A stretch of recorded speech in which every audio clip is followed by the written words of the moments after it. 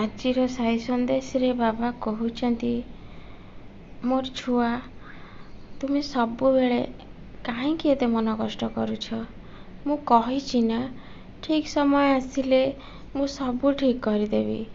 हाँ वर्तमान रो समय टिके कठिन चलीछि आउ से कठिन समय को तुमे मो नाम नेकी मो कष्ट निवारण मंत्र पढ़ी की तुमे धैर्य धरिकी रही जाओ।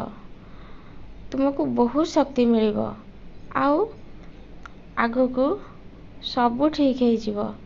तुमे जमार भी मन कष्ट करनी। मु तो कहिछि ना तुमे मो ऊपर जदि विश्वास और भरोसा रखिबो मु सबु बेले तुम सहित रहिबी। तुमको किछि भी असुविधा रे पकेबा को देबिनी।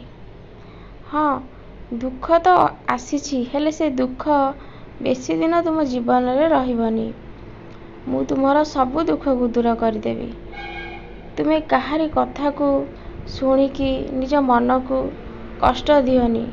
ए मनीष जातिर कौन अछि से माने तो सबु बेले समस्त को छोट करके कहिबे समालोचना करिवे किंतु तुमे जानिचो जो माने तुमको छोट करी कहउचंती से माने तांको जीवन रे केबे भी खुशी रे नहांती।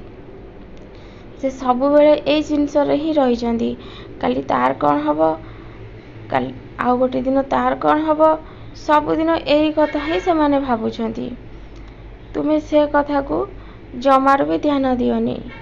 मु सबु बेले गोटे कथा ही कहूची ईश्वर ऊपर विश्वास रखिकी तुमे तुमर कर्म करि चलो। तुमको लक्ष्य स्थल रे पहुंचेबा दायित्व तुम साईर।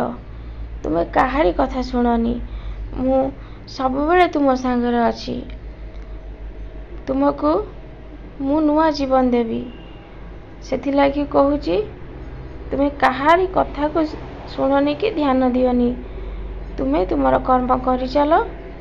आगो को तुम जीवन रे बहुत सुख आसीबो।